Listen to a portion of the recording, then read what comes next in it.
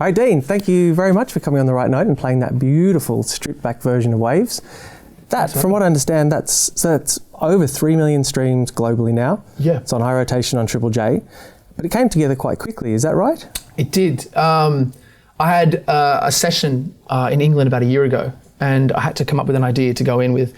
And the premise behind the song was like, you know, as you get older, life becomes a little bit less exciting.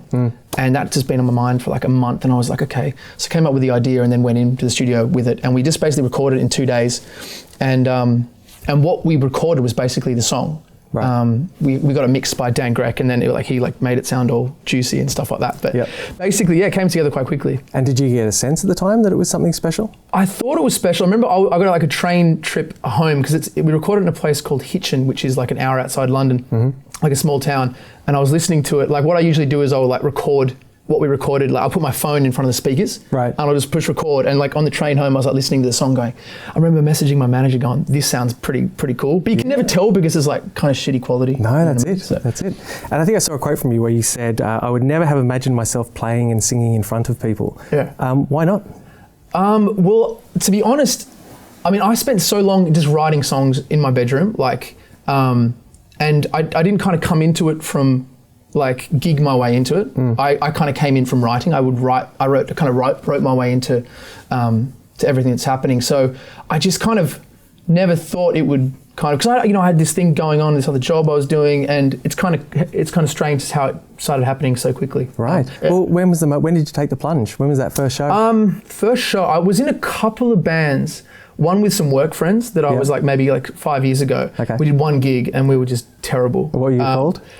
It was called My Siberia or something terrible. That was the name. Okay. It was so bad. And we did one gig and I just remember looking at everyone and all my family and friends were there. Yeah. And you can just see in their eyes, people are just not impressed with what you're doing.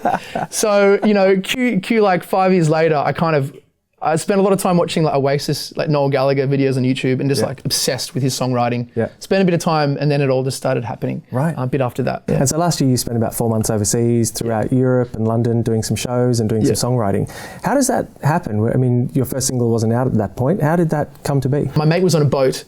One of my best mates, and this girl was there, and she used to manage Savage Garden. Her name's Leonie Connolly, and he showed her a song of mine on this boat, and she called me and got me in. I wrote some songs, and then with some people for her and whatever, and then she was like, "Oh, this is cool, it's working," and they kind of just introduced me to more people, got a manager, ended up getting a label and all that stuff, and it's just kind of come from writing a song and then that opening a door, then the next song. And stuff like that. No, you make it sound easy. Yeah, man, there's a lot of bad songs. Like it's a lot. It takes a lot to get to those good ones that'll open the door. Yeah. But to answer your question, is those shows came about just because Lisa heard my song Waves and Lisa Mitchell. Yeah. Yeah, and she and we have the same manager, so Kathy showed her, and she liked the song and was like, you got to come on tour with me. So it was great. Great. And you're heading back overseas to Europe to play with Lisa in a couple of weeks. Yeah. And I think the tour you did with her in Australia last October, was that your first Australian run? That was my first one. Yeah. Yeah. What do you recall of that? I just remember it was quite intense because Lisa had a massive, she had it was a 4-piece band and the sound was quite big and I was worried that just me on the piano wouldn't work. I was kind of scared about that, but the crowds were great. Watching how they kind of operated with as a band was quite interesting to see as well. Because, as I said, I came from the songwriting in my room side and to see, and now I was there in front of them. But it was just really good to see and how professional they were and how they went about it. So I learned a lot. Yeah. And so Waves is going to be on your debut EP. Yeah. When are we going to see that? We're just getting it mixed at the moment. It's I think 5 weeks. Okay. 5 weeks away. Great. Yeah. And is Waves indicative of what other sides of you will we see on there? Well, Waves is kind of a bit of an outlier because it's about it's a unique concept where the idea of getting older and life being less exciting. Whereas most of my songs, to be honest, are generally about falling out of love or to be honest, that's what most of them are about, breakups and stuff like that. Yeah. That's where the inspiration comes from, sadly. But the sound-wise, it's all kind of similar. There's some different stuff in there, but I think it's pretty much along the same line. Yeah, right. Yeah. Okay, and before I let you go, I've got to ask about your Australian representation in 2005. Oh, yes.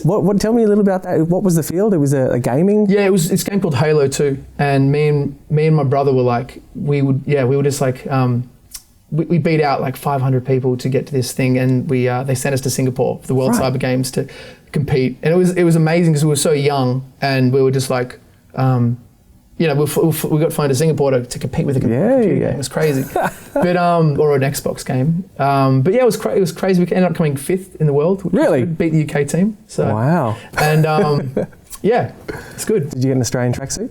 No, but we got a flag. They gave us a flag. Nice. Yeah. Awesome. Yeah. All right. Well, Dean, thanks again for coming on. Thanks for having me. Appreciate it.